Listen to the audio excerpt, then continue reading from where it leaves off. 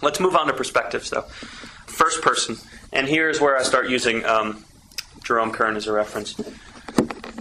First person is immediate, engaging, and instantly convincing.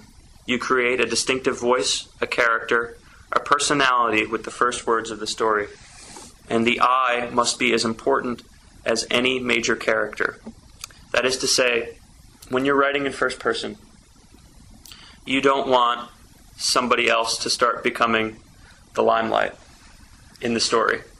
Because otherwise people are going to start thinking, well, why are we not reading it through his eyes? You know, you want the I to be important because you want the I to make some sort of personal realization at some point. And if they do make that personal realization, people are going, well, I'm more interested in what that guy is saying over there. It's gonna take away a little bit from the piece. Everything that's written in italics and bold in this section is kind of my thoughts on it.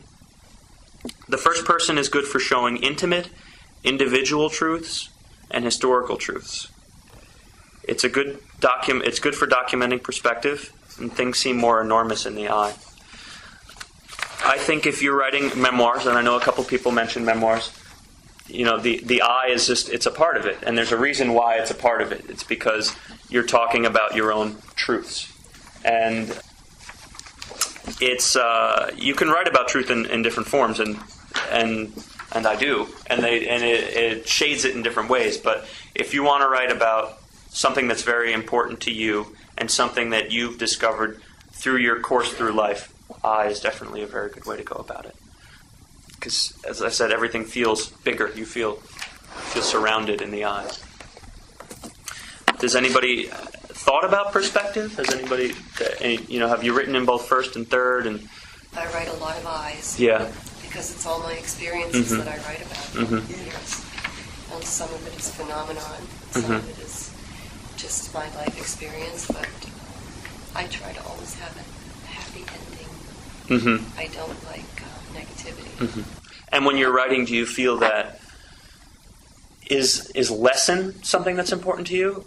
Or yes. it is something that's important to you? I automatically counsel people. So when I talk about the experiences, I'm also incorporating into that how it affected my life. But I don't preach. I talk about how it affected me, so that they gain a perspective of another way of looking at things. How to put a lot of things in perspective that they wouldn't ordinarily do. In my opinion, or in my personal experience, and we'll get to this a little bit later about the difference between first and third, but I think teaching, if you're trying to teach something, third person is preferable.